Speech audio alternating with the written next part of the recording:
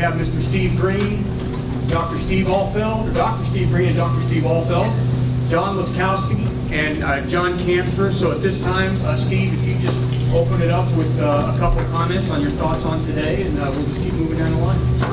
Thank you very much, Amy. Yes, I'll get the elephant out of the room. Yes, we would have won a national championship in '75 if Scott May did not break his arm, okay? Yes, we believe that. We were aiming for UCLA. It was every one of you talk about never looking ahead to games, but well into probably the middle of our senior year, we had our eyes on UCLA. That was the bar you had to climb over to be significant in college basketball, we thought. And we used to get late night feeds of UCLA games. We had no ESPN, we had nothing, but Steve and I had an apartment, and we had the guys over, and we'd watch this black and white UCLA and just say those are the guys that we're going to beat for the national championship. That was what our focus was. And then Scott breaks his arm at Purdue, and we take 20 points out of our lineup, and you basically spot people about 10 or 15 points because you can't take an All-American out of the lineup. Any of these that are playing today. And this isn't excuse making, this is kind of the reality of it. And we did the best we could. And we made up 18 of the 20 points, but we lost by 2. So, and to my friends in Kentucky, you know how friendly they are. Well, thanks for being here, everybody. It's real thrilled to get together with these fellow seniors and that and I think that's the thing that I remember.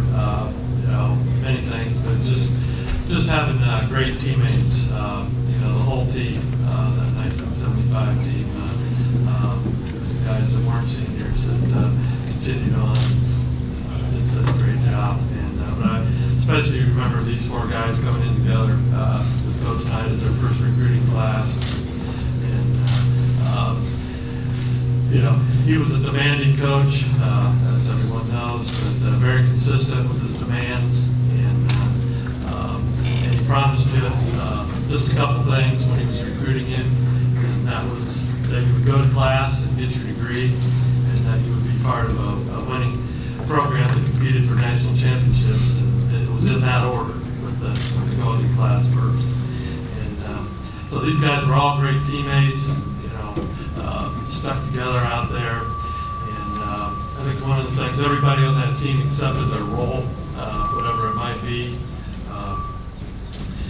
I know John and I were starters in '73 and '74. Along the way, John had the misfortune of his Achilles tendon injury, which really set him back. And, that wasn't particularly our role in '75, but along with everyone else on the team, we were there to do whatever we could to help the team win and achieve that goal of what Steve alluded to, get to the season undefeated. And so it was a real thrill to be on the first team that was 18-0 in the Big Ten, and no one's done that since, except another Indiana team, and so it was a real honor. And like I said, everyone accepted their role. John Laskowski would have been a starter on almost any team. He accepted coming off the bench and anything. Steve would have probably gotten over 20 shots a game from the field on most teams. He's always trying to get to 20. Again, we had 5 guys, 6 guys that were going to score out there. And so it was just a great thing, and great teammates. And I want to thank all of them. And sure, it's a pleasure to be here with these guys representing the senior class of '75. It was a great time. When we signed on, Knight had just gotten here, and he played at Ohio State in the early '60s. We didn't know his playing career, and he coached at Army, and we didn't know much about that either. But we show up, and you could just tell things were different. He ran, as Steve said, a strict ship. Do what I tell you to do, and we're going to be fine. We didn't realize how big it could get. We were just a bunch of guys running around, but he was a mastermind to figure out, this guy do this guy do that, and we put these guys all together, we really have something. And as we saw the results, I mean, practice was hard. I remember just trying to get through practice. Games were a day off. It was easy. We played 20 minutes. But we kept winning. And so it paid off. So we kept working harder. And nobody played harder or smarter than we did. And those were the real keys to what happened. And I compare our junior year with this team. You know, we didn't have any seniors our junior year. We did tie Michigan for the Big Ten championship and missed going to the tournament because only the Big Ten champ went, and Michigan beat us in the playoff. But what that year did was really put together a 2-year span. We knew everybody's going to be back, and we started that CCA tournament. We won that, and then just took right off into the next year. So I see this team in the very same way. They don't have any seniors. They've got young guys to play, and they've taken this year. They're way ahead of anybody for next year. They're way ahead because everybody comes back, plus what they had to add, they're ready to go. But what a great, who was to know 40 years ago that we were creating something as big as it's turned out to be. And to win that 18-0 season and win 3 Big Ten championships and then have the coaches from then on say these are guys that that got it started. I think Steve Green made a great comment the other day. He said this isn't about saying remember the good old days, don't worry about this team. This is about us trying to encourage these guys to experience the stuff we have and see how it's paid off all these 40 years later. So we're going to get a chance to be in the locker room before the game and we get to see these guys and encourage them. And Coach Green does a great job of doing that to say these are the guys ahead of you who built this Indiana tradition. You're the guys that have to continue it on. So we're excited to be here, and I see these guys a lot, but it's special to be to have this day. I want to thank the varsity club for putting this together. It's a great honor. Thanks. It's always good to go last after everybody makes comments about the team.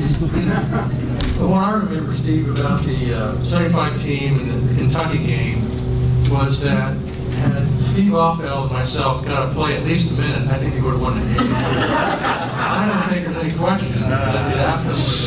Unfortunately, that didn't happen. That's it. But, I want to go back. I agree with everything you guys said. I want to go back to our freshman year. Because our freshman year was a 71-72 season, and that was the last year in which freshmen were ineligible to play. So and it was, you talked about a tough year, and John said it was different. Yeah, it was different. The freshmen, I think we had maybe a 12-game schedule. And we started this October 15th is when you start practice, you start preconditioning long before that, and you have 12 games. And back then, there were no limits on how long practices could be, how many practices you could have in a row. You didn't have to have any days off. And I think there was one stretch in which we had about 42 straight days without a game and without a break. 42 straight days. Now, what was good about that, though, was that we became the scout for the varsity. And we weren't playing for Coach Knight, we were playing for Coach John Hall. So we had the benefit of not being under Coach Knight directly, but we were able to learn by watching him coach that varsity. And that was probably a good thing because it was challenging back then. Now, it was also challenging that they'd call you about 15 minutes before we had to be the scout team. We had to memorize about 8 plays, which most of us could do. But what was really challenging is when they say, okay, run number 6, run number 3. We learned these plays about 15 minutes before we had to go out and demonstrate them to the varsity. But it was a great experience, and I think it was a great learning experience and helped us then prepare ourselves for our sophomore through our senior years. And the other thing I think about Indiana basketball, and particularly playing under Coach Knight, it is an experience, and it becomes almost like a fraternity because unless you go through it, people don't really understand the demands physically and more so mentally that he puts on you. So you can meet a player from a completely different era and still have a pretty good camaraderie with that player. And I think that's pretty unique. And I think that makes Indiana basketball, and that needs to continue, beyond Coach Knight, but it makes Indiana basketball very, very special. Okay, open it up for a few questions, Rick. I think Coach Knight has said several times the 75 team is better than the 76 team. You guys agree with that? Publicly? Humbly? Oh, gosh. I'm only going to go by what Quinn and Scott and Coach Knight have said through the years, that their answer would be yes to that, margin of victory, that kind of thing. But, that's a toughie. I talked to Bob Hamill just last week about, the reality of it is that we did not, no matter what.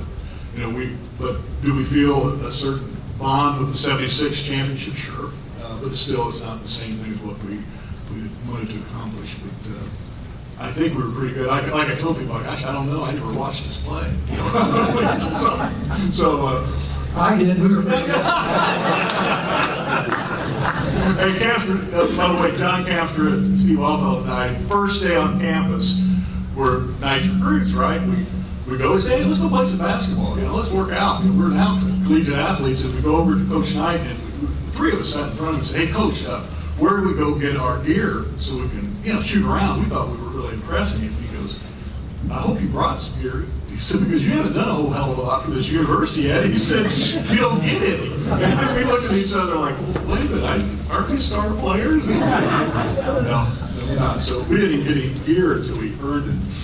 Rick, I think in answer to your question there, as we were winning those Big Ten championships, he's exactly right. UCLA was there. When we were in junior high school, they were winning national championships, and they were still winning when we got to college. And it was this mystique about how are you going to beat UCLA.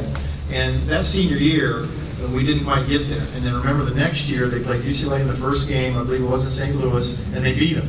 And so now the Dragon's dead, and they knew they could beat them. And they had the disappointment from the year before to say, nobody's stopping us now. So they got over that hurdle, and mentally they had to be a little tougher because they faced that disappointment the year before, and then they were able to take it all the way. So Coach Knight always said, mental to the physical is 4-1. And I think mentally that team was a lot tougher from what went through on the 75 team with the injury, and then after that they just took off. It's very good. Maybe, Brandon, who is the toughest player? Mentally, who is the guy that I would say Scott May. He was just a bull. 6'7", about 220, and that was a big forward in those days. And I can remember in practice, he just knocked guys over. And it's like, how are we going to stop this guy? He killed us in practice. Well, he did that to the other teams too, obviously. It was great to have his teammate. I thought Scott was absolutely terrific. I thought going, I don't know if the toughest, but the hardest for me to go against in practice was Bobby Orkerson, because Bobby was 6'7", extremely quick, great jumper, had a wingspan of about a 7-footer, could play in position, and he was very, very difficult to go against day in, day out. The disadvantage for these guys was they had to play the #1 team every day. Other teams only have to play us twice a year. These guys played us every day. That had to be tough. And we beat them occasionally.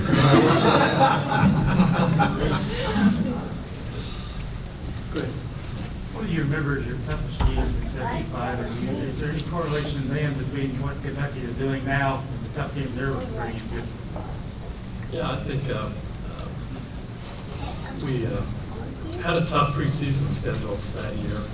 And one of the ones I remember a lot was going to Fog Island Arena out in Kansas, the second and third game of the year. Yeah, has always had a good squad. Very difficult place to play, as everyone knows. And that kid was came down. It was an overtime. Went into overtime, and we ended up pulling it out at the end of the thing. So that's the one that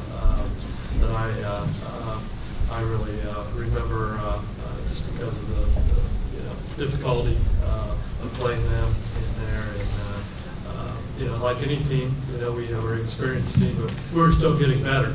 It was early in the season, and I think that was. One that really sticks in my mind as one of the toughest of the season.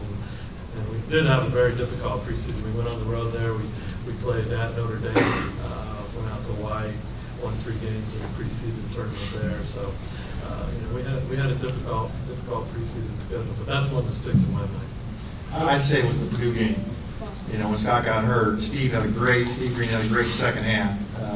To lose a guy like that against our arch rival on the road with everything was on the line, he wasn't going to come back, and we had to regroup somehow.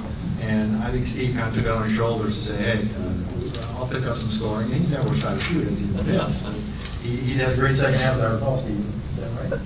Yeah, the math worked out that with Scott out of the picture, there were X number of shots available, so I volunteered.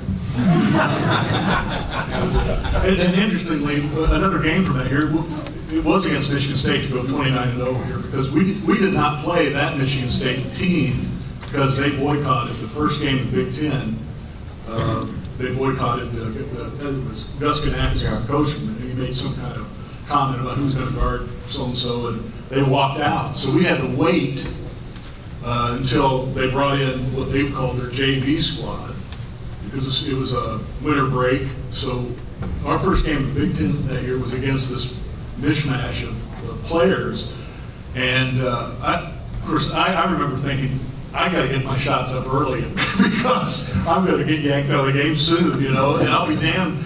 One of these guys scored the first 2 times they touched it against me, my man, and so I knew that this was going to be a lot. I think we won by 50, but then we come down here, we got to go beat them, and now they've got everybody back, and they were very talented. Lindsey Harrison, I don't know who else was on that team. It was really good, but that was a tough night, to tell you the truth, even though we won. Now, just to give you a different perspective, it's funny what you remember. Steve Ahlfeld mentioned the Kansas game, and it was a close game in overtime. They had a balcony that you had to walk under to get to the locker room, and this is one of the unique things I remember. We were walking out underneath that balcony, and they were telling us to go home, pig farmers.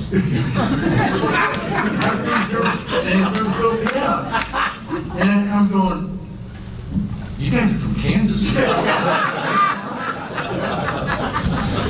Go big farmers. Yeah, true story. Anything else for these gentlemen? Go ahead, Jim. You're one of the first groups to play in this building, and you've seen it grow. What do you remember about this place when you first got here? I know we were practicing in the old field house for a certain portion of that. And the first day, the first practice in Assembly Hall, Coach Knight came to me, and I was dressing to go. This was really exciting for all of us. We're going to actually be in Assembly Hall and practice, so that certainly ready for the first game of the season. But Coach Knight pulled me aside and said, "You got to go home because your grandmother died, got killed in a car accident." And I said, "But Coach, I got to. This is practice. This is the first time in Assembly Hall." He was very demanding. He said, "You're not going to go. You've got to go home." And he sent me home, to be with family, and then he came down to the service later. But I remember missing out on that excitement the first time. But that was home. This was home for us. Assembly Hall. I remember coming down as a recruit, and Assembly Hall was still in the construction process. The base, the floor was intact, and the seating was partially completed. And I still remember the first time coming out on that floor with Coach Knight and my parents, and looking up all the way up into the balcony. It was really impressive, it's just been that was my first memory of Assembly Hall. And obviously, during the playing days, a lot of great memories with the fan base. It was just very, very, very supportive and very vocal, getting on the other team and encouraging us to play our best. And those are the things I remember, just the initial construction and the great fan support throughout the career. All right, guys, thank you very much. We enjoy having you. Thanks so much.